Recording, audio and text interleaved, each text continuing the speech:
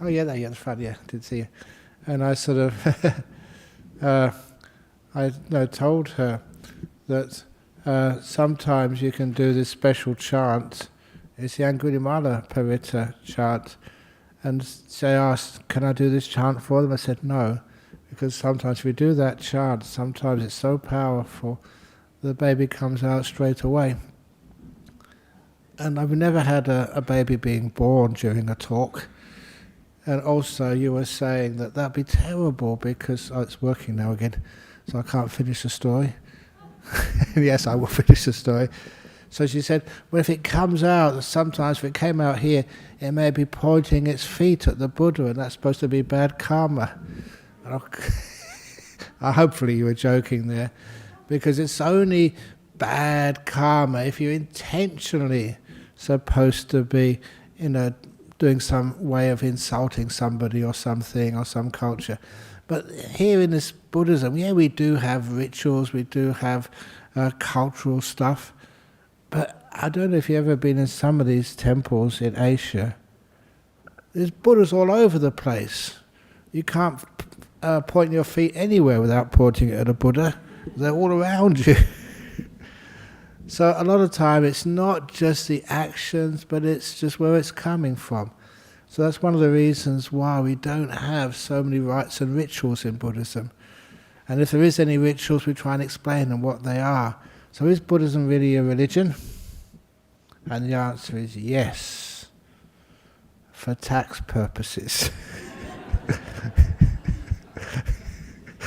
But please, if any of you are on the committees of Buddhist societies, don't tell that to the government, otherwise they'll strike you off. But anyway, that's part of Buddhism, that it makes it open to all sorts of other religions or no religions, free thinkers, all sorts of people. Because it's open, it's the meaning behind these things is what's really important. We do have many rituals. Some of those rituals are useful, but this is not a religion of rituals. It's very much a religion of peace and stillness and joy and the lack of stress, a sense of ease.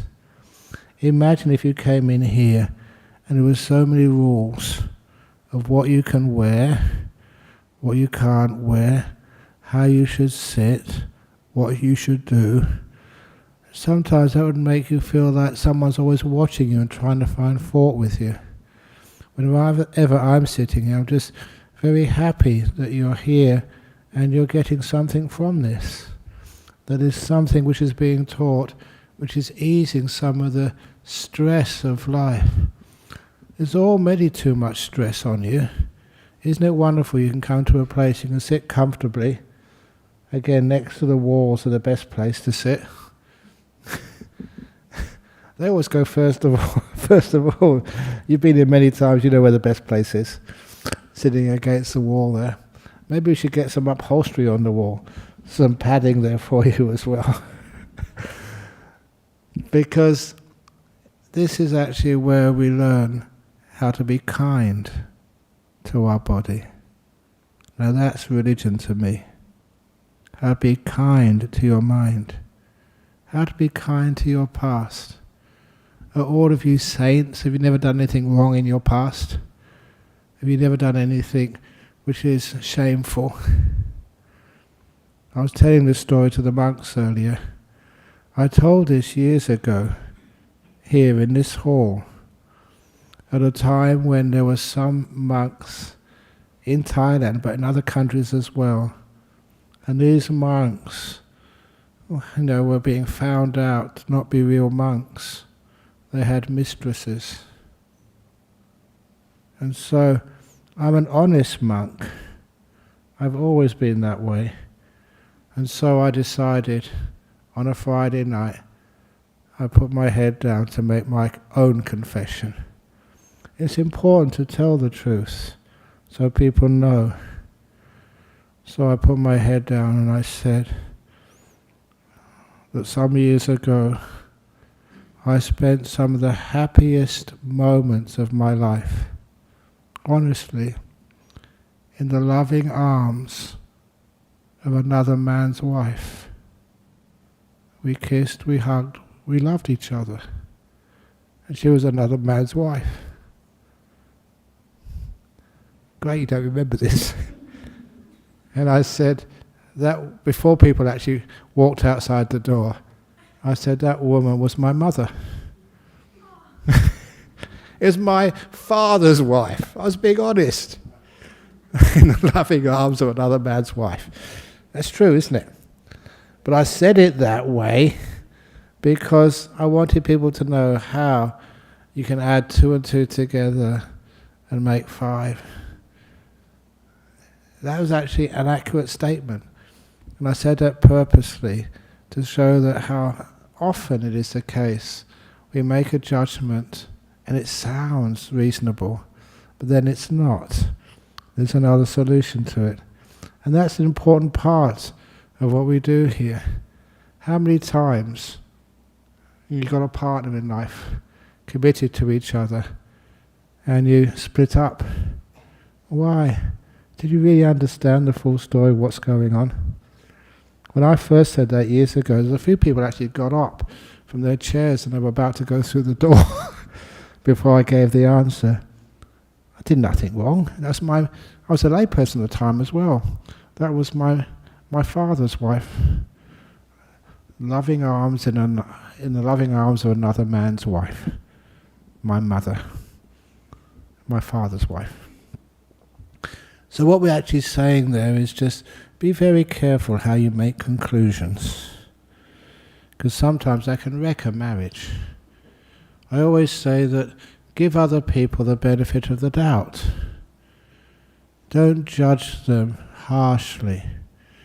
And I've often done that with just overcoming anger or resentment to sometimes what people I feel they've done to me. In the old days, it'd be very easy to get angry at somebody. But I found out when you have anger, what you're actually doing, you're having a little court case in your mind. That person, who's upset you is on trial, and you are the prosecutor and also the judge. When I saw that, that's very unfair. You can't get a truthful verdict without having a defense attorney. So when I saw that, I decided before I get upset or angry about anyone, I would make sure I would deliberately sort of find out reasons for the defense. Maybe they were having a bad day that day, or maybe that's not what they really meant, or maybe that they were in a bad mood or something, they didn't really mean that. And I did that so many times. Even like with emails. In emails, sometimes you think you're telling the truth in an email, it sounds good to you, but other people read it in a totally different way. And so I notice when it's face-to-face conversations, you can see the reaction in somebody else very quickly. You realize, that's not what I meant. I just said it in the wrong way. I didn't give enough information. But it's easy to feel upset at somebody. And I realize that you're not really judging them fairly. Always have a defense as well as a prosecutor. And whenever there was any sort of misunderstanding in that way, there always was misunderstandings. I always found that I could only give an open verdict. I could never really prosecute anyone. I could never say, you're guilty, you're obviously guilty, you're a bad person. And that's one of the reasons why in all those years when I went to visit prisons and saw some of these people put in jail, when I looked at them, first of all I was quite scared when I first went into prison. What they've done? Are they murderers? Are they violent? Am I going to be safe in here? But I felt totally safe inside the prisons. Even saw some prisoners who really were psychotic. And one of the places I went to when I was visiting UK was in Broadmoor. There was the prison hospital for the criminally insane. And one of the people I saw in there was quite a famous prisoner, one of the Cray twins, Ronnie Cray. Apparently they made a movie about him later on. And he was notorious. But when you saw him, he shook my hand and said, "How are you?" He was so polite. And also at the end of our short meeting, he shook my hand again and said, "When I get a few quid, that's British money, I'll donate it to your monastery." He was in jail, he didn't have any money at all. But there was a lot of kindness there. And this was a notorious person who was very violent and madly violent. So sometimes it made me not being able to judge anybody. These were really good people sometimes who'd done one bad thing. And it was from that time on I always remembered that there are no such things as criminals. There's no such things as murderers, thieves. There's only people who've done robberies. There's people who've done crimes. That doesn't make them a criminal. They're more than that. And sometimes, you see why they did those things. You find out the reasons behind it. And sometimes they're the drugs, peer pressures, making mistakes, making wrong decisions. But sometimes they're much more than the offence for which they've been judged for their life. And sometimes you see that forgiveness and kindness can actually do so much more to help them. Okay, one of the gentlemen, who was one of the people who was organising this birthday fundraising for me, he lives over in Hong Kong. He sent me this really delightful little story. I'm not quite sure even the country it came from, but there was a horse which no one could actually tame, a wild horse. And he decided to give it a try, but not training it by hitting it or starving it or punishing it in any which way, but just being patient and being kind. And of course it took him a long time, but after a while this horse, would allow him to ride on the horse's back. It became like an ordinary horse. People thought it could never be. They used the word broken. That's a terrible word to use, to break a horse. He just used kindness and patience. And this horse, would always, be this guy's friend, would greet him, when he would come home from some other business. He would greet him by actually putting his mouth on the mouth of this owner, would actually kissing him. But then, unfortunately, after so many years, the owner died and passed away. And this guy in Hong Kong, Gerald, sent me this beautiful photograph with the story of when this guy was in the coffin, dead. The horse came up and kissed its friend, kissed the coffin. Obviously, even that horse recognised that that was its friend. I just gave it one last kiss. And those sorts of stories, I'm sure you have stories like that as well. Punishment doesn't help. Kindness does. And forgiveness does as well. So all of your past, I'm sure you've got some terrible things which you've done in the past. I've mentioned many of my terrible things. Just given my mother a birthday present of an eel. I thought it was very funny. It wasn't funny. It was funny to me. My poor mother screamed. And all these other sort of silly things you did, thinking it was funny, but you got it wrong. I wasn't a bad boy. But sometimes you don't realise the effects of what you can do for other people.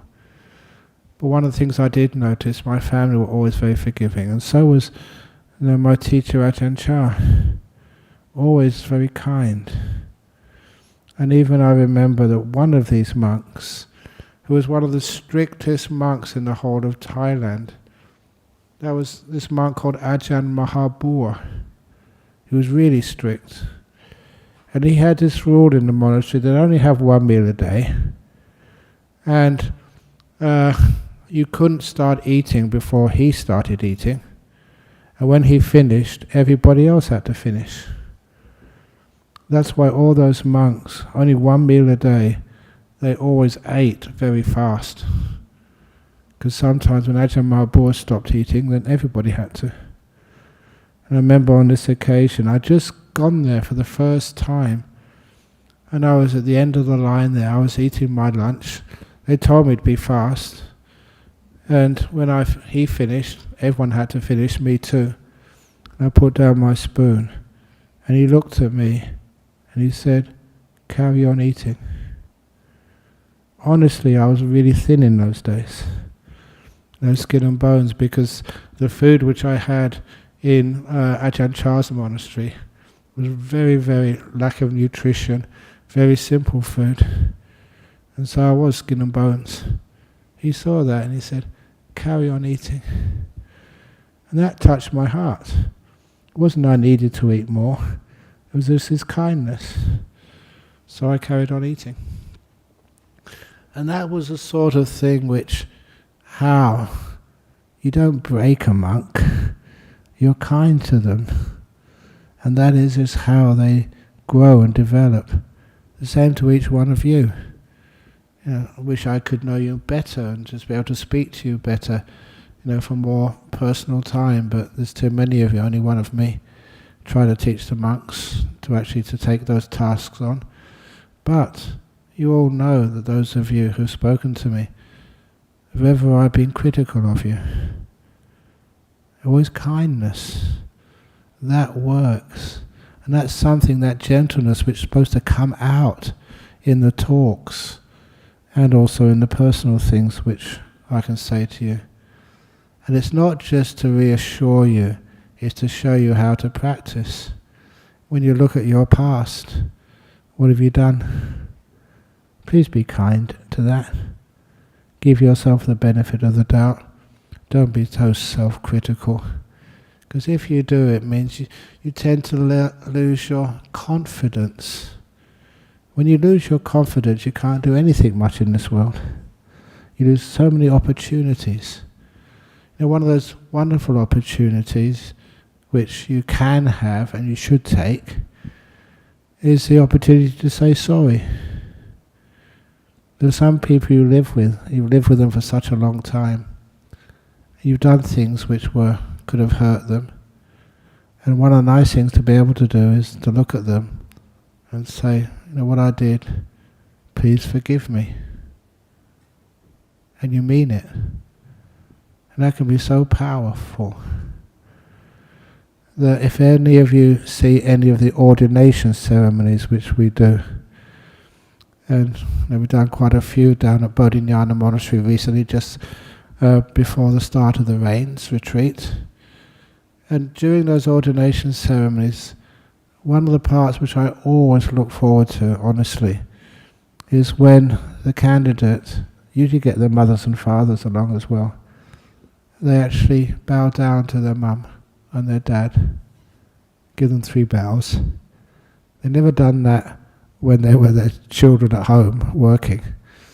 They bow down to their mum and dad and they say, "Mum, Dad, whatever I've done over the time you've been my parents since the earliest age, I ask your forgiveness. Things which I didn't do, which I should have done. I'm trying my best. Please forgive me." And you always see, especially the mother, but often the father as well, you can see tears coming out of their eyes. Because it's sincere, it's honest. They realize they always love their children, but the fact that their children have the guts and the sincerity to say sorry is beautiful. And in all the years which I've been a monk, this is my 48th year as a monk now. I'm sure another couple of years will be 50 years as a monk. I mean, that's quite sort of a milestone. I don't know why, but anyway, probably is. But in all those years as a monk, sometimes you have met celebrities. And one of those celebrities which I met was actually in Malaysia. She had her own TV show. She was very popular. Zandria, her name was. And I think she still has a TV show somewhere. I hope she's listening to this, because she was getting married in Malacca. And she was amazed that she'd already decided the date and the place of her marriage in Malacca. And it just so happened by chance I was teaching a retreat in Malacca that day. And she came up to me and asked, as she sent email, Ajahn Brahm, I've been following you for years. And you're teaching a retreat in the place I'm going to get married. Can you please come and give a blessing at my marriage ceremony? So I talked to the organisers, and we could arrange it, swap a few sort of talks over, and go to a place only 5 minutes away, and then go and give her a blessing and also a little bit of advice. And let the wedding, with me included, was actually featured on, I think it was New Idea of one of the big glossy magazines, the Malaysian editions. The first time I got into a glossy magazine. But anyway, that afterwards she wrote this story, a follow-up. She said one of the most amazing pieces of advice she'd got from me on that wedding, what really kept her and her partner together, was I asked them every year on your anniversary, have a private dinner or just a cup of coffee together, and take turns, it doesn't matter who, just giving each other just little gifts. Nothing expensive. They were wealthy, you could afford it, but don't. Just a tiny gift. And then whoever starts first, tell your husband, whatever I've done by body, by speech, or by mind, which has hurt you, either intentionally or just by accident, because when we talk sometimes we're misunderstood, or things I didn't do which I should have done, please forgive me. And doing it honestly, meaningfully, sincerely. If you're not totally sincere about this, you shouldn't do it at all. And then it's the other person's turn to do the same. Anything which I have done by body, speech or mind, thoughts, words, actions, which have hurt you or embarrassed you, irritated you. I'm a human being, I do make mistakes. Please forgive me as well. And then, what it's doing is you're letting go of all those faults which we can focus on so easily. It destroys our lives. It certainly destroys your relationships. All the kindness, the goodness, the softness, the care which you've shared. A lot of times we don't even recognize or remember that. Just that fault which really ruined our day. I don't know why it could ruin your day. It's only one little thing. But we focus on it, we emphasize it, and we take it out of all proportion. But just as someone can say, sorry, I really ask your forgiveness. It's a beautiful thing. She said that kept them together for years. Especially those first years when they're getting used to each other. It's a very beautiful thing to do, acts of forgiveness, and that's one of the things which we will do at Bodhinyana Monastery on Thursday, the first day of the Rains Retreat. We resolved to actually stay the 3 months in that particular venue. That's part of a retreat. But there's so many monks and novices and anagarikas there. Even I don't know the final number. And they're still coming. A few of them, like Ajahn Brahm, should be arriving back from Europe in a few days' time. And we have Venerable Lokahita is coming this evening, and he's from South Korea. It's an international group of people there, and I love that. It's not just people I know, or I know them all, but it's a wide range of people. But then, first day of the Rains Retreat, what's one of the parts of the ceremony? We ask forgiveness of one another. Anything which I've done, body, speech or mind, which may have irritated you or hurt you, things which I said which I shouldn't say, I really am sorry. I don't mean it, but sometimes those things come out of your mouth. And that we have almost like a tradition in Buddhism. If you ask forgiveness, you have to give it. But that sometimes people say, but what happens if someone's done something really bad? Doesn't matter, forgive it. Why not? There's so many stories like that which it takes spirituality to another level. The story of the lady, I read this in a magazine about a year ago, that she was in Auschwitz. She had a twin, so that she was chosen, her and her twin, to be experimented on. That's with Dr. Mengele, I think it was. And she was like the control, while her sister was all these terrible experiments on her. Her sister died there. And the one which survived saw it all. Because she was like the control of the experiment, they were twins, the same genes. She survived, but she saw it all. You can imagine what that does to you. Seeing yourself just like a laboratory rat, and seeing the people you love being experimented on, like tortured. So you can imagine the anger in her. But then years later, she managed to find one of the doctors. He was only a junior doctor there at the time, but he was one of the people who experimented on her sister. She found him. And she sent this letter to him saying, I know who you are, you killed my sister, tortured her. Please meet me in Auschwitz. They said the time and the date, just a private meeting. And apparently the guy felt so guilty that he went there and met her. And when they met, just the two of them, she said, I forgive you.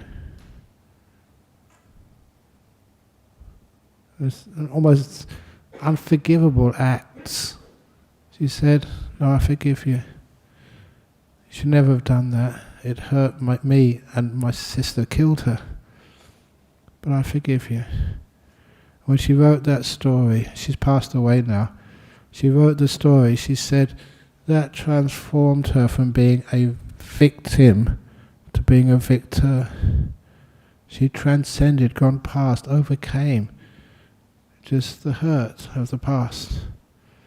Because for so many years, that hurt of the past, you can imagine what it does to you.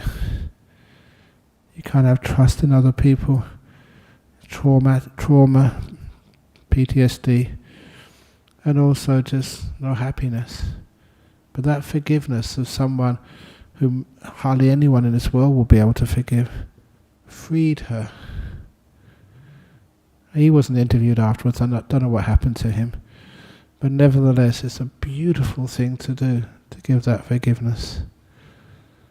What was there? Another story of this guy who, I don't regularly go through Brisbane.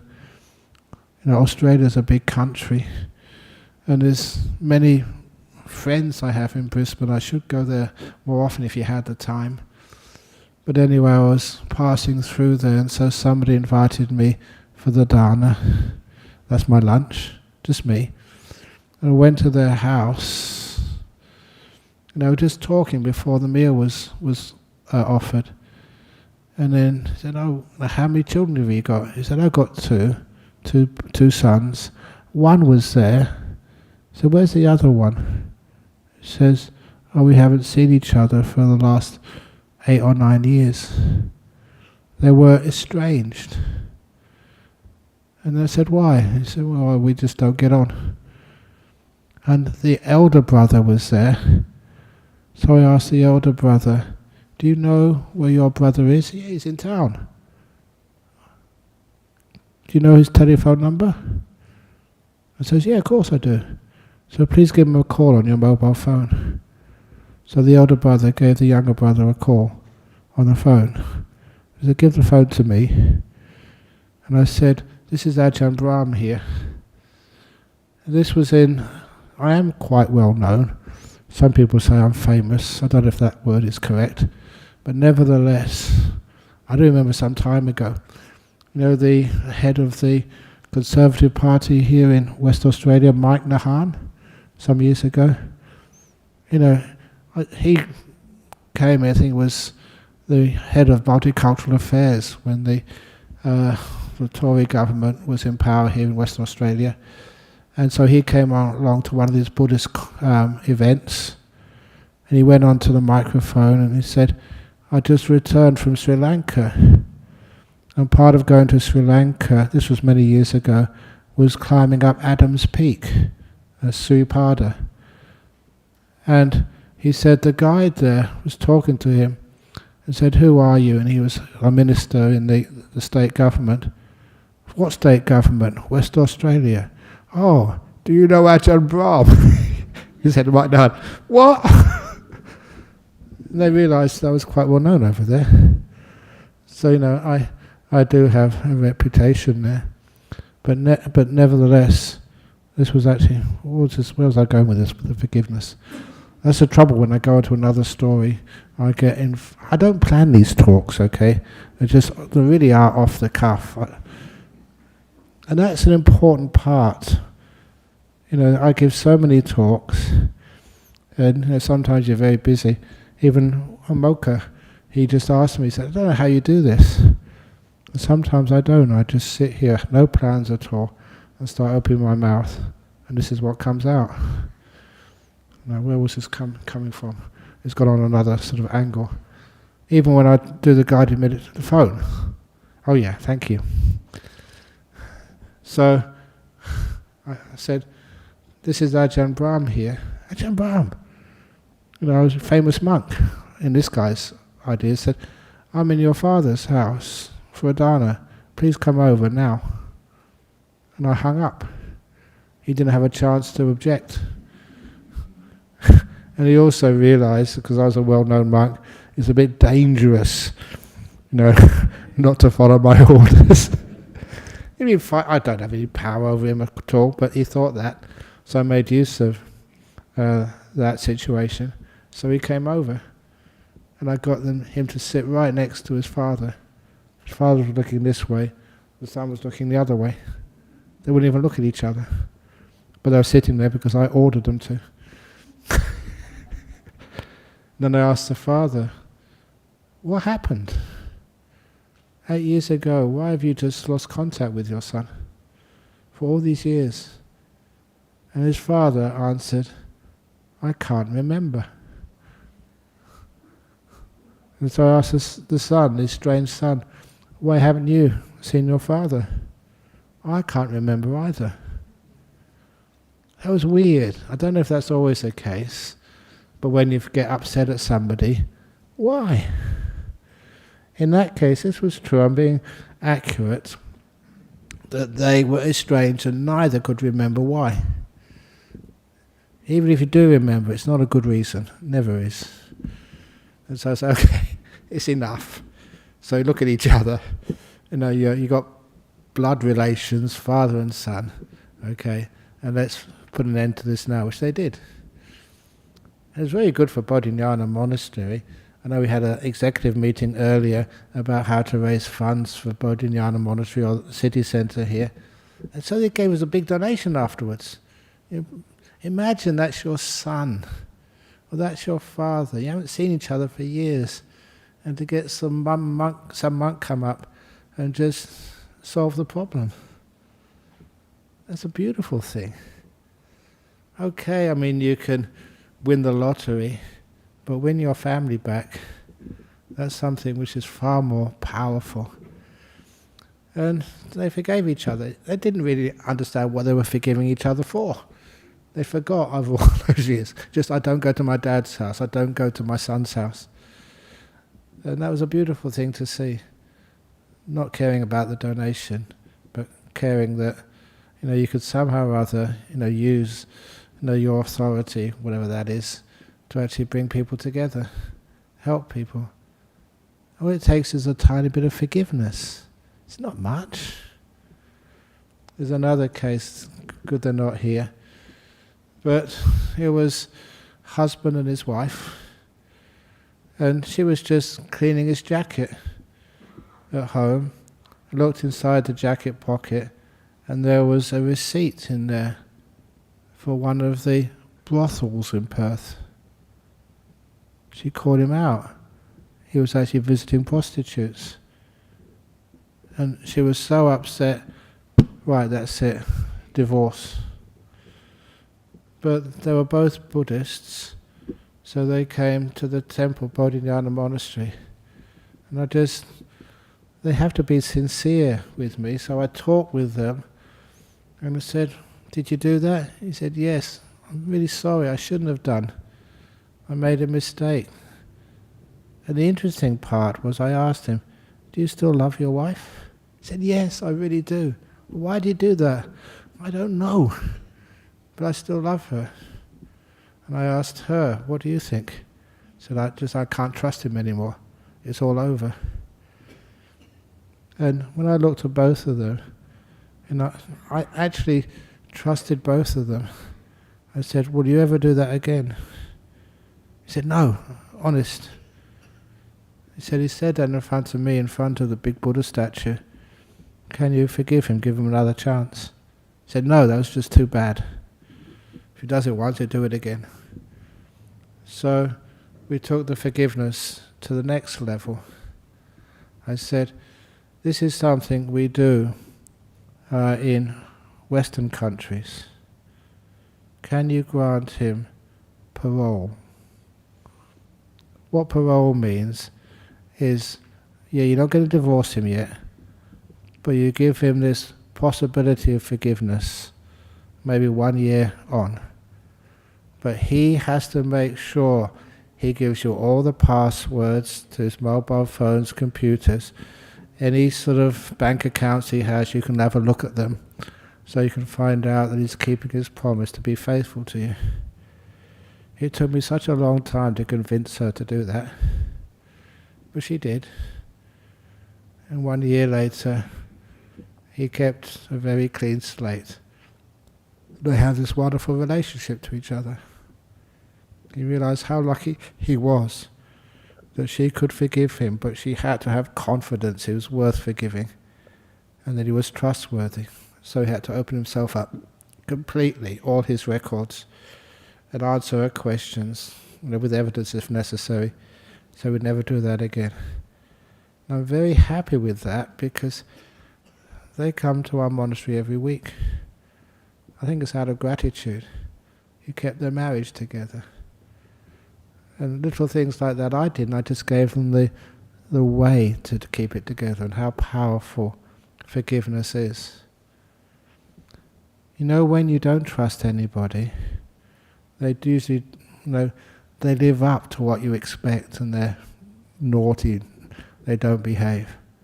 But when you give somebody trust, and you really give them trust, even with parole, it's amazing just how that raises people up. Even last week, when I said over at Bodhinyana Monastery, Rains Retreat, there's a lot of monks there, and there's a lot of duties to be done. And so we usually have rosters, and so somebody spends hours working out rosters, who's going to clean the toilets, who's going to sweep the roads. And I said, no, let's have no rosters. Put up the jobs there which need to be done, and people can volunteer. If they don't volunteer, fine. They're not going to be forced to do any jobs. Total volunteer.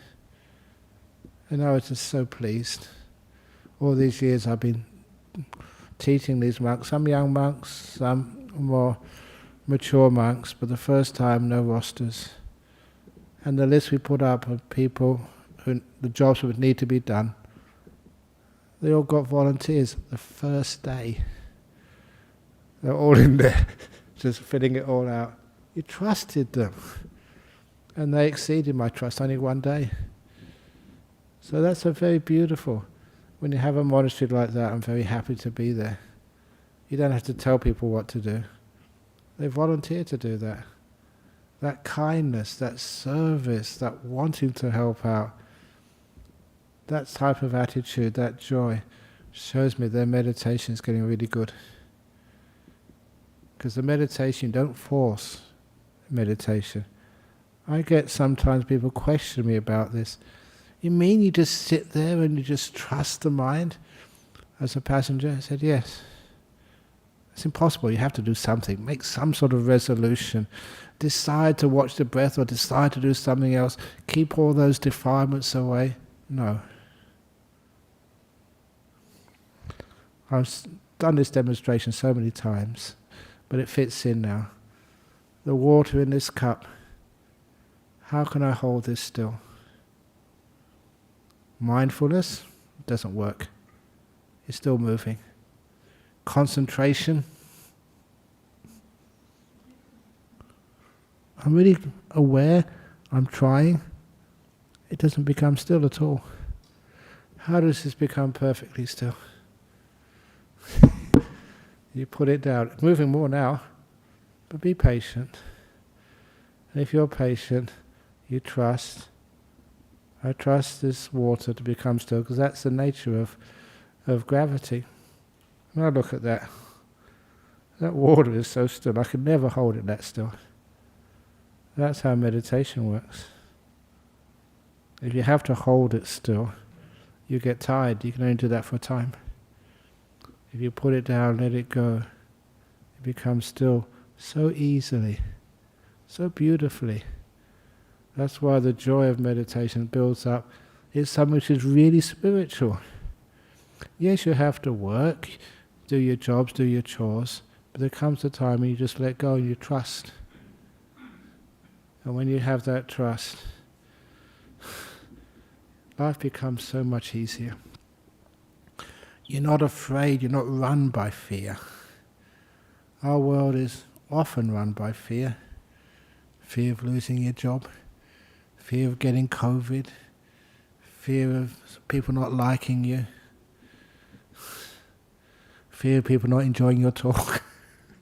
I gave that up a long time ago. You like it, you don't like it. I'm not afraid.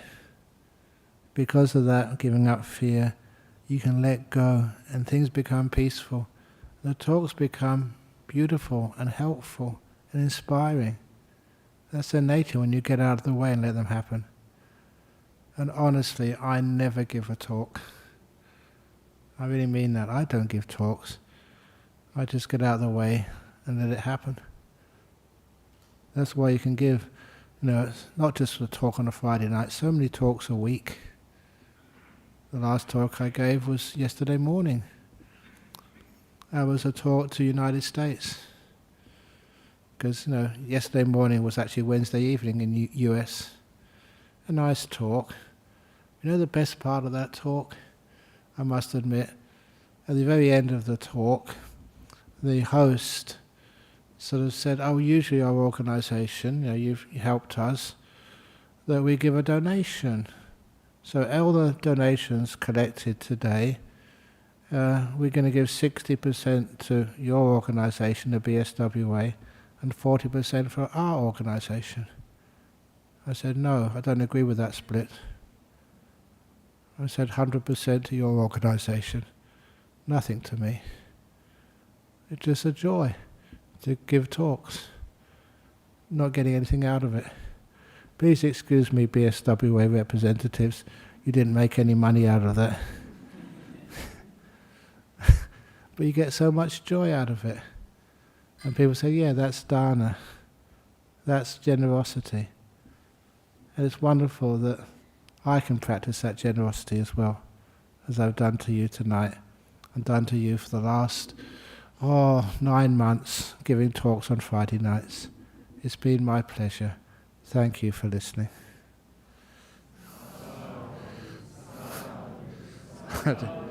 Excellent, thank you. Okay, so we've got any questions from the floor? From any of you people here? Okay, we've got some questions online for sure.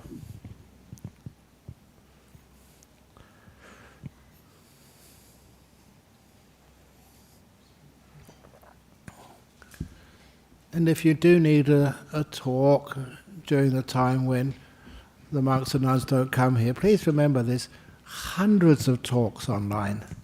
Whatever you want to listen to has been mentioned. Buddhism and coffins. That's one of the talks I remember giving. Buddhism and bananas. They're online there somewhere.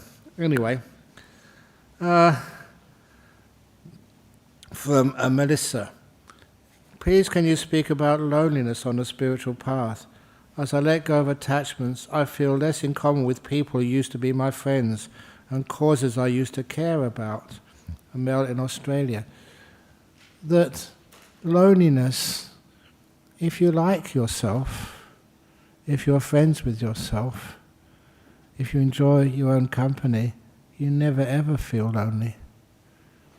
And I say my own 6 months personal retreat, which I did a few years ago, for those 6 months I never saw a human being, never talked to a human being. That's honest. Just people would put food in a box and I would go and pick it up later, eat it, wash the bowl and put the bowl back in the box. For 6 months I never saw anybody. There was no telephone or email or anything. It was total solitude. I loved that. And the reason was that I am my best friend.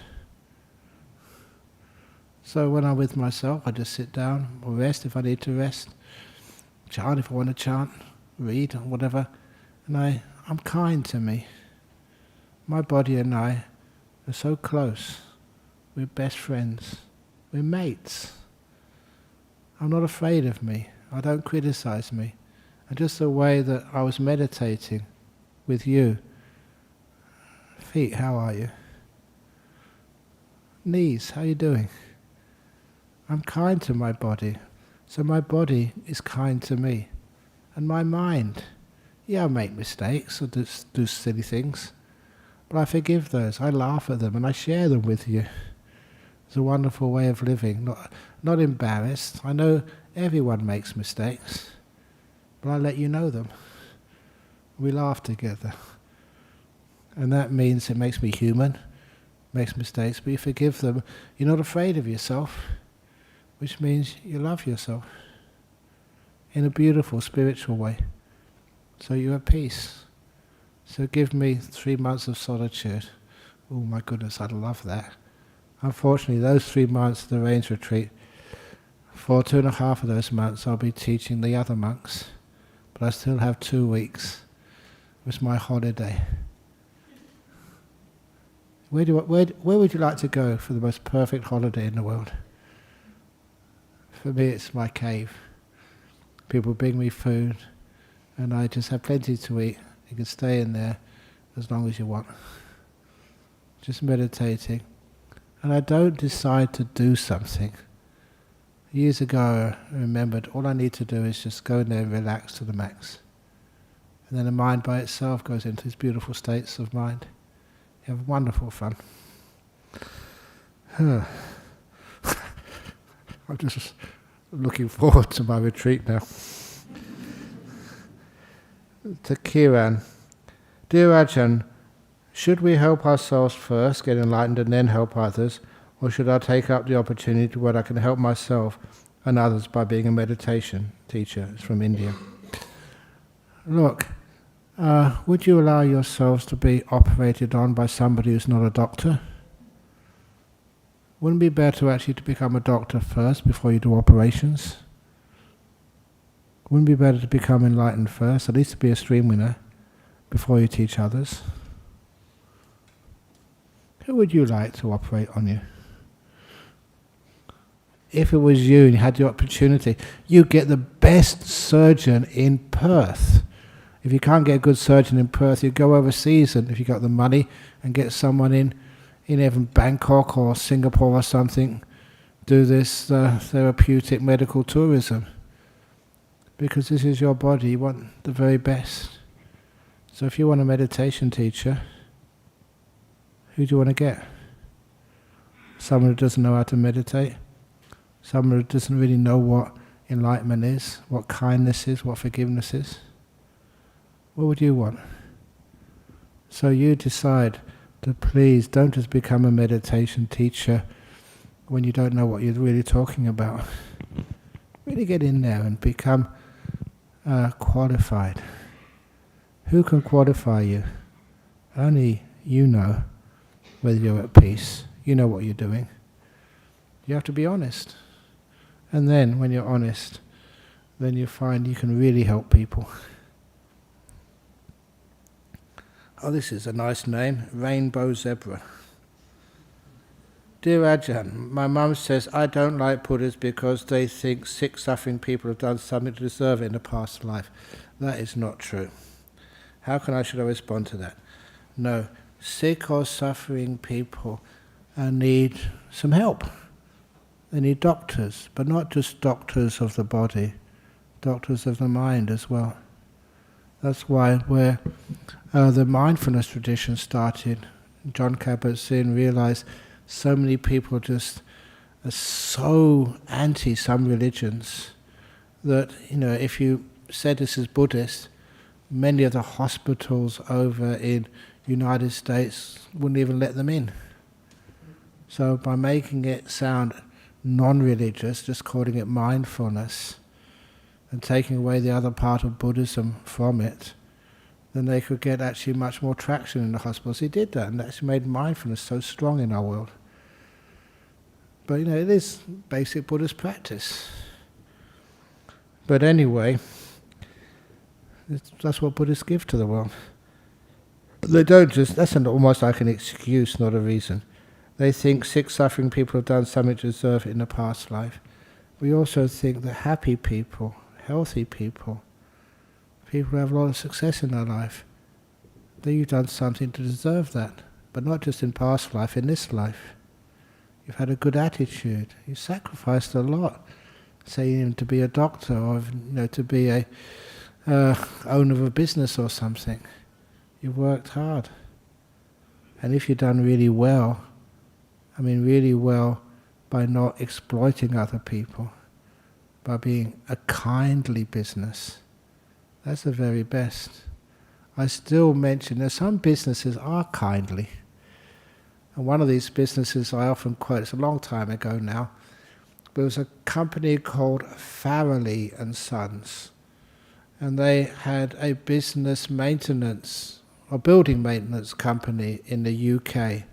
And they won the business prize that year. In 1 year, they had trebled their turnover, doubled their profits, or something like that. Amazing results. By just doing a very simple business strategy. And that strategy was banning overtime. At the end of the 38 hours or 40 hours, whatever it was, you had to go home. And you couldn't take work home with you. You worked in the office or in the company, this was pre-COVID times. And that's all you did. End of the day, out of here, go home. Because they realized you have families. If you don't have families, you've got your social life. It's important you have time for that. And if anyone is sick, you get your sick leave. What that actually meant was people, imagine you worked for a company like that. You do your 38 hours or whatever it is a week, and that's all.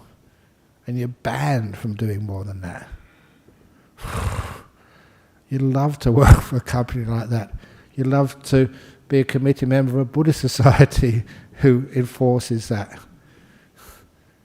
because it's caring for you, realizing there's more to your life than just the business or the work.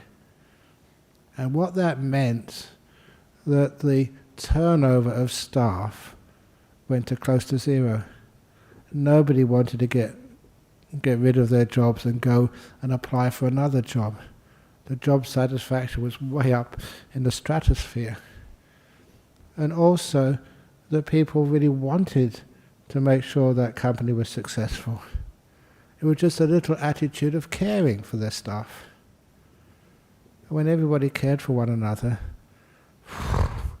had huge increase in productivity.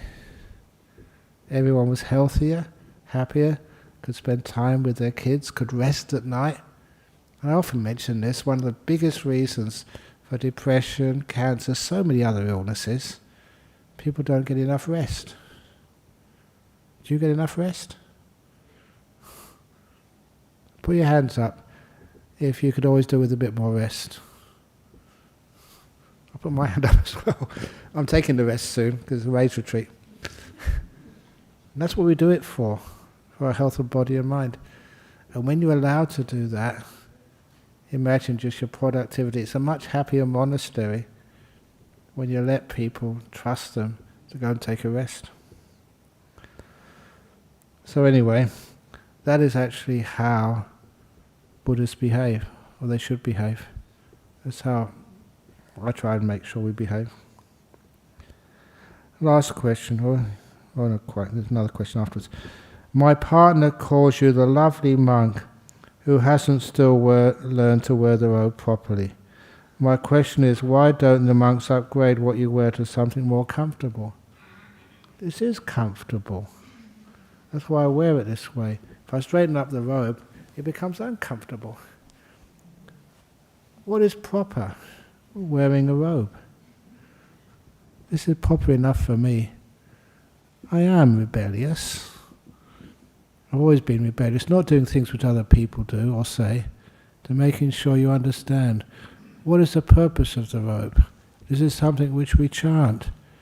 It's actually for covering up your private parts, which seeing it might offend others, for keeping you cool in the hot weather, keeping you warm in the cool weather, only for the maintenance of your bodily health, keeping away mosquitoes and and flies and stuff. That's what the purpose of the robe is. It's not a fashion statement. It's how it's comfortable. Why do the monks upgrade you? A lot of times I forbid them from upgrading me. My robe should be no better, no worse than all the other monks' robes. Although that sometimes my robe does get upgraded without my consent. When I went to a fundraiser in Melbourne, I think it was a year ago or a couple of years ago, when I went there, one of the monks, who's Venerable Ajahn Brahm, he took my robe and pulled it off me. He gave me another robe so he could auction my old robe. I didn't know what he was up to, but of course you give consent because it was an act of kindness for others. So that's where sometimes my robe gets lost because it gets auctioned off. And sometimes that, many of these auctions and fundraisers, it's not the worth of the robe, it's not getting a bargain. It's almost an excuse. Have a bit of fun and also to raise funds for something. A lot of times, whatever funds are raised, sometimes it's say a robe, and whoever wins that robe, they give it to somebody else. So it can be auctioned twice on the same night. And it's not the idea of money purchasing stuff. It's just an excuse for giving. For making sure this is for a retreat centre. We've got a beautiful retreat centre in Jhana Grove, which I insist is always for free. You can give a donation afterwards, but if you don't give a donation, you can't afford it, you can still go in there. That's important for me to make sure it's free. Same in this place. We never have charging people to come in here or charging people to go out. This is all for free. And that's just, and we do really well that way, inspiring people, not by charging people. So that's actually why we do things this way. Just silly things. You know, I've got this little teddy bear I was talking about earlier. It's only a tiny bear, but it's what's so cute.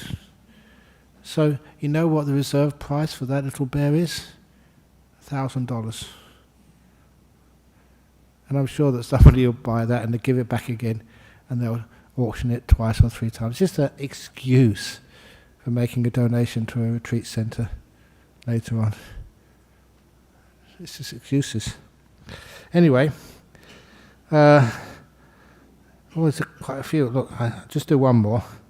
Stefano Grillo, he's coming to the retreat. You've seen him a few days. Robert Laubscher. Hello, Ajahn. Do you teach the Mahasi-style noting meditation? Somebody from Melbourne. No, I don't teach that. And one of the reasons, okay, it's a funny story. You deserve a funny story. There was this lady, and she lived in a very expensive house, and she had even a guard on her house because many robbers were stealing, burglaring from expensive houses. And she came to this monastery, and she told her guard, please be aware of the burglars. You've got to be alert because I don't want these burglars to burgle my house. He said, look, I am aware. I go to these Vipassana tradition meditations. I know what to do. I'll be very aware. And so when the owner of the house went back home, she found her home had been burgled. Everything had been stolen. I told you to be mindful and aware. Stupid guard. I said, Madam, I was very aware. I saw the burglars going in, and I noted burglar going in, burglar going in, burglar going in. I saw jewellery going out, and I noted jewellery going out, jewellery going out, jewellery going out. I saw them backing a van into your house, and I saw safe going out, safe going out. I was very mindful. I was noting all the time, madam. It's not just about noting. Sometimes there's a response necessary, some restraint, to make the mind really peaceful, to safeguard your belongings. And what do you really own? Peace, stillness, joy. Don't let anybody burgle that. Dear Ajahn, the guy I like doesn't like me back. How can I make up my mind to move on and be happy? I know that I should let go of that attachment. It's practically very difficult. Please advise.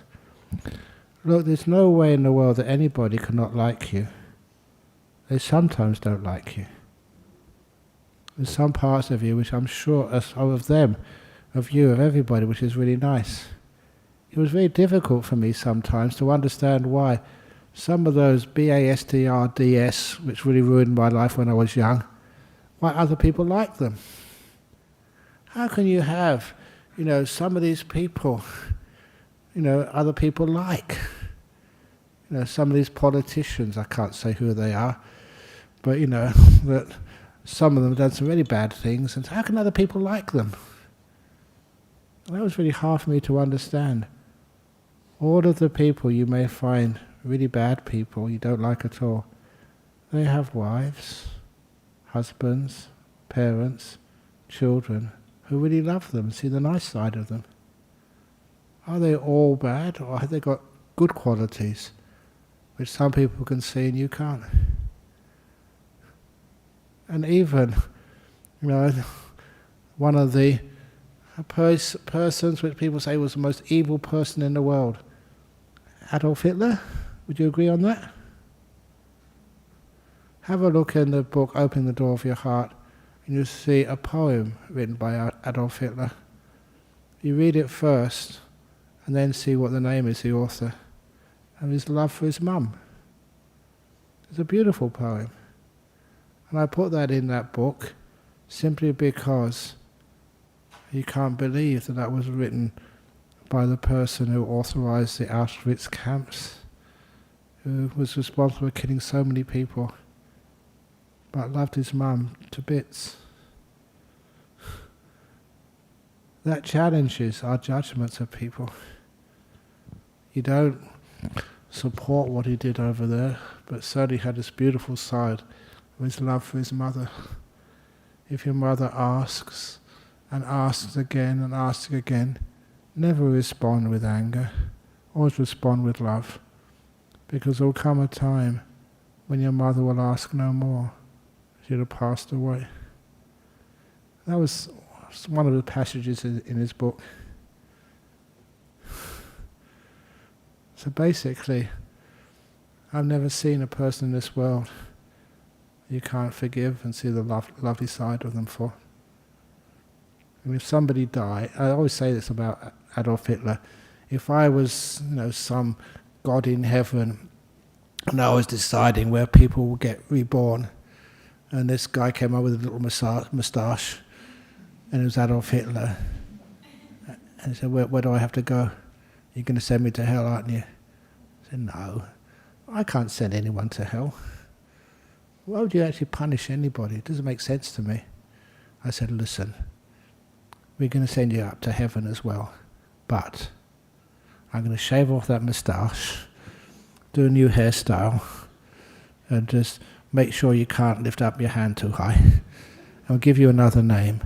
So you still go to heaven, but under a different name, under disguise, because some people won't understand. But you can still go to heaven and have some happiness. And maybe there, meeting good people in heaven, that will change the way you looked at life. Anyway, I'm not God, so I won't do that. How to fall in love with my husband. I love my husband, but I have never felt butterflies in my stomach. How to fall in love with my husband.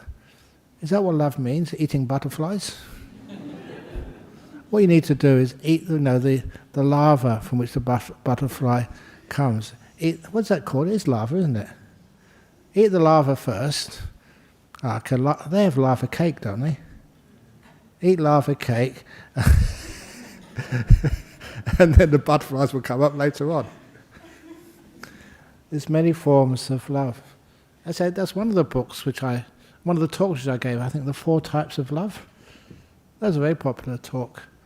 But don't judge love with your brain. Feel it with your heart. And don't and you know what it feels like. Express it in your own way. Okay. What should I do when I already apologize to the person I love, yet she does give me the chance to listen to me and walked away when I'm still in grief of my lost family? If she doesn't forgive you yet, give her forgiveness again. Someone asked me, how many times should you forgive?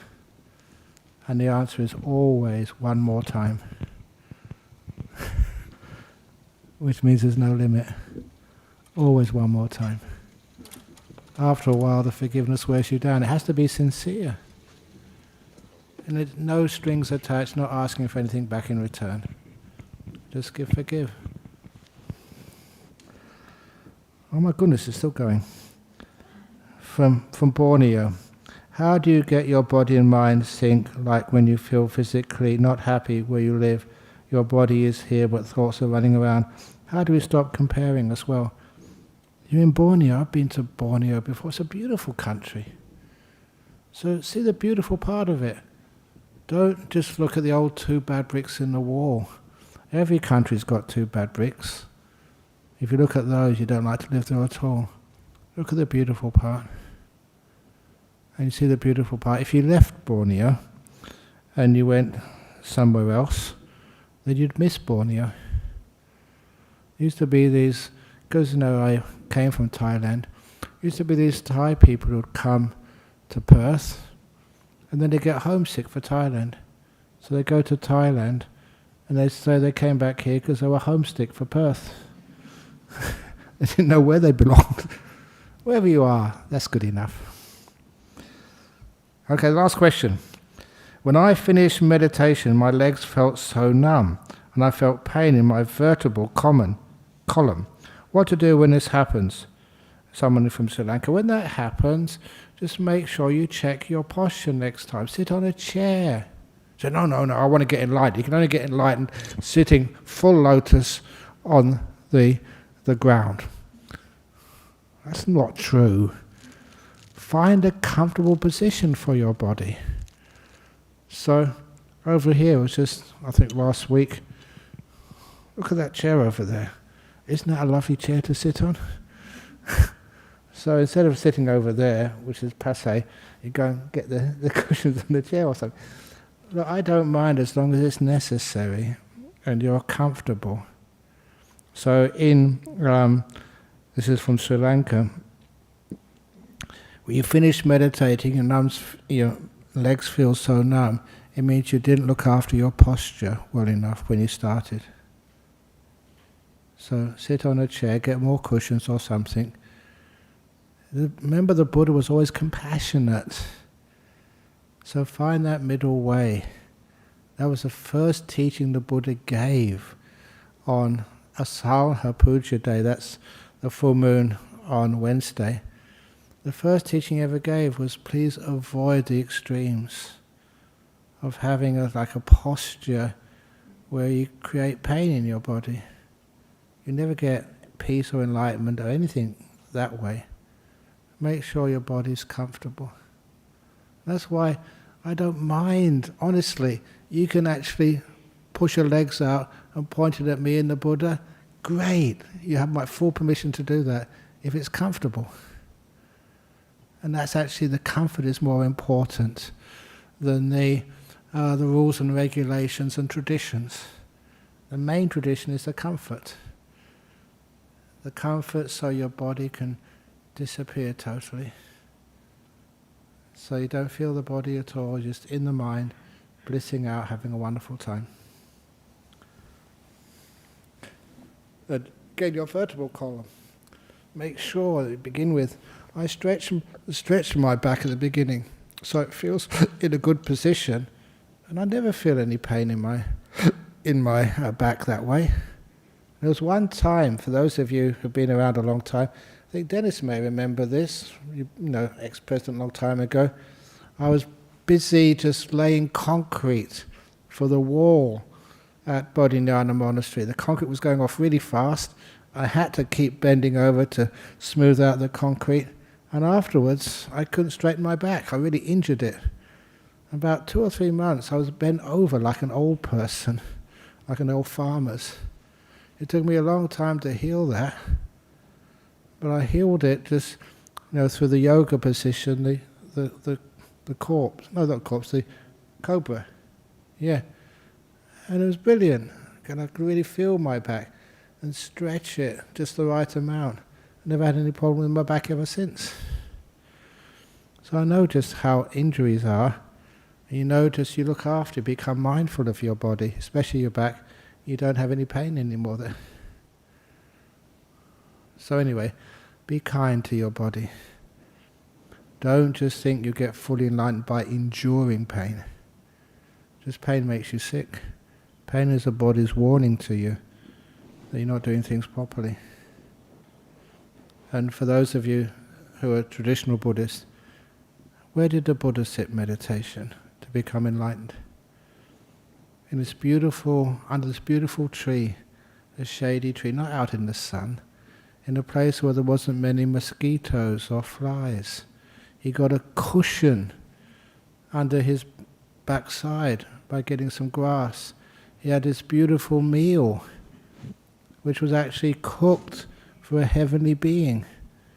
This lady Sujata made this offering. It was supposed to be an offering for a heavenly being, but saw the Buddha there and gave it to him instead. Beautiful meal and a quiet place next to the river Narangala. It was a park. Beautiful sort of winds, water. It was like paradisical.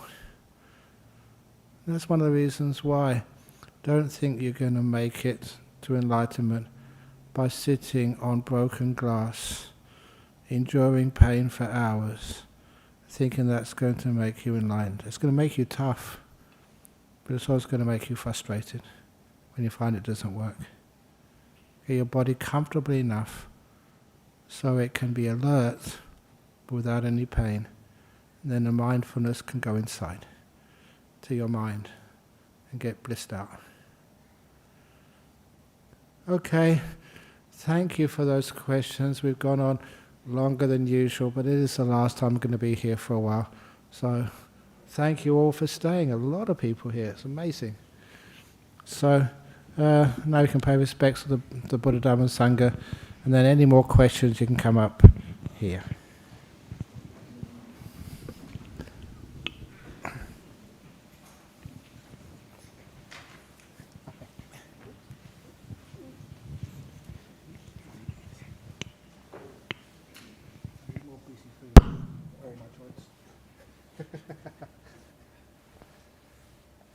Arahang Sama Sambuddho Bhagava Buddhang Bhagavantang Abhivademi Suakato Bhagavata Dhammo Mang Namasami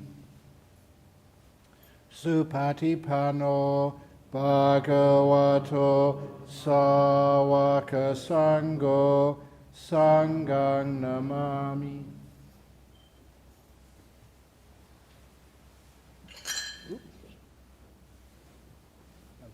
Don't bow to me. Yeah, people bow to you. You've got to get used to that.